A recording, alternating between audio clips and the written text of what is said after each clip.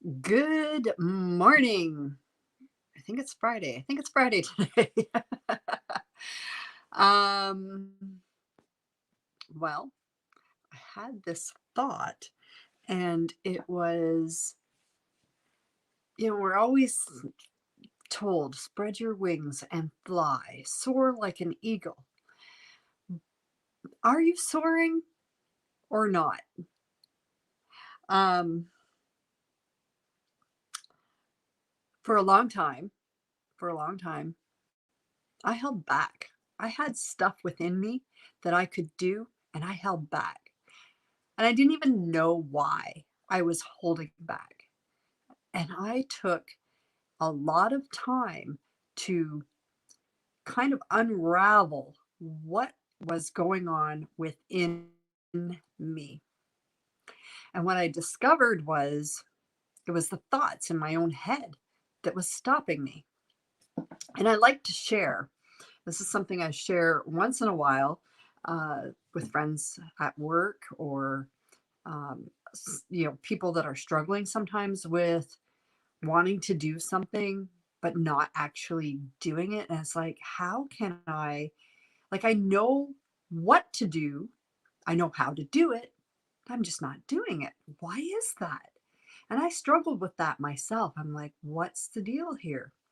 And there's an actual scientific experiment showing what happens with your thoughts.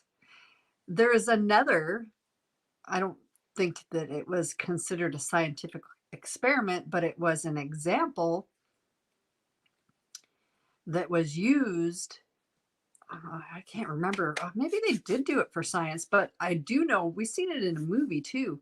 Um, it was had to do with football, and I think they had you had to like crawl from one spot. How far could you crawl? And they had a guy on the back, and they did it and he got so far.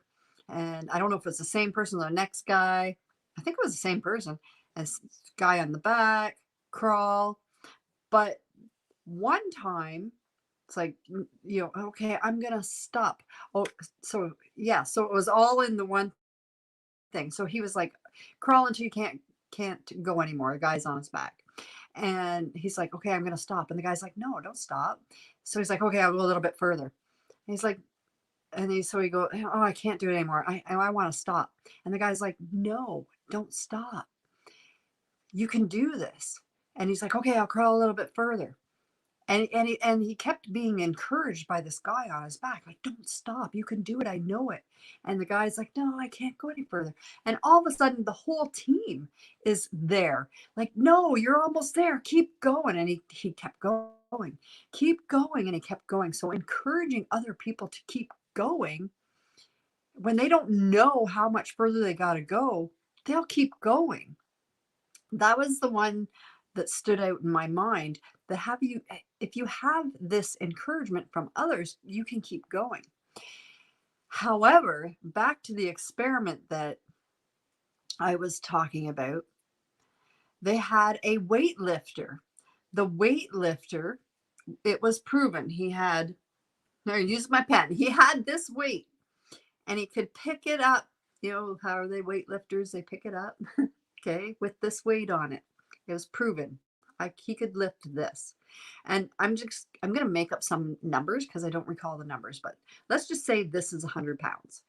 And that would, no, the weightlifter has to be able to lift more. Let's say 500 pounds.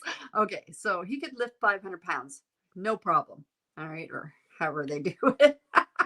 Anyways, no problem. So he could lift this 500 pounds. And they blindfolded him and said, we're going to change these weights.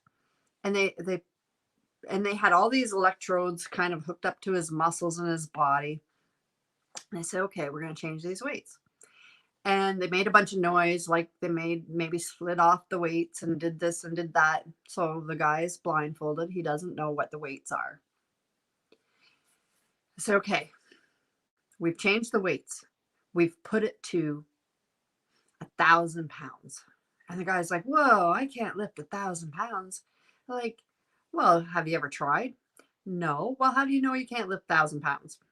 Okay, I don't know if they actually said that, but I might have made that part up. But anyways, so they told him try to lift this weight. Meanwhile, they didn't actually change the weights, and he's like trying to lift this weight. He couldn't do it, and it was the same weight he had just lifted.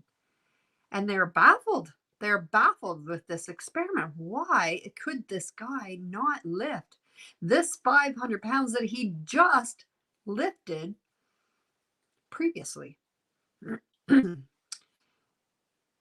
So they decided they actually were going to change the weights.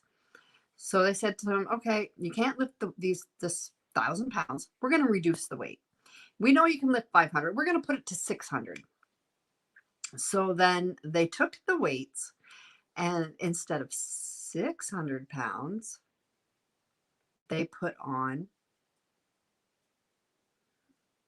I'm going to say 1,000 pounds. And all of a sudden, they're like, they say, okay, the guy starts to lift it. Oh, it's pretty heavy. It's pretty heavy. And they're like, he's like, I don't think I can do it. And they encouraged him. And I don't think I can do it. And they encouraged him. And all of a sudden, he was able to lift this weight, 1,000 pounds. And he did it. And they're baffled again. What is the deal with being able to lift the weight that he thought was less and couldn't lift the other weight that he thought was more, but it wasn't? Like, it's very strange. So, what they discovered through this experiment was your thoughts matter. Because what happened was, I'm just going to put my muscles up here. Check out my muscles. I'm going to move so you can see my arm. Okay. So if he needed this muscle and you move this muscle, there's another muscle that reacted against that muscle. So whatever his mind did, it was like, I can't lift that weight. And his mind made his muscles work against each other because they had all the electrodes on. And that's why he couldn't lift the weight, because his body was counteracting what he was trying to do. It's crazy what the mind can do. It's just incredible what the mind can do at the same time. So what does all of this have to do with soaring like an eagle? Because it's all in your mind, whether you can or whether you can't. And Henry Ford said basically that however many years ago. If you think you can, you can't. And if you think you can't, then you can't. I want to share one more quote. I actually kind of did a quick search before I did this live. And if you know me, I am now this quote person. It's like, I love these quotes. So I'm going to share this one. I love this quote. There is an eagle in me that wants to soar, and there is a hippopotamus in me that wants to wallow in the mud. Carl Sandburg. In other words, you get to choose which one you're going to be. All right, I hope this is helpful. I know it's a little longer than normal. I really hope this is helpful to you. I see you there. Hi, thank you for watching. Drop a comment, like, share, and if you're on YouTube, subscribe. Have a great Friday or whatever day it is. All right, love to all. Bye.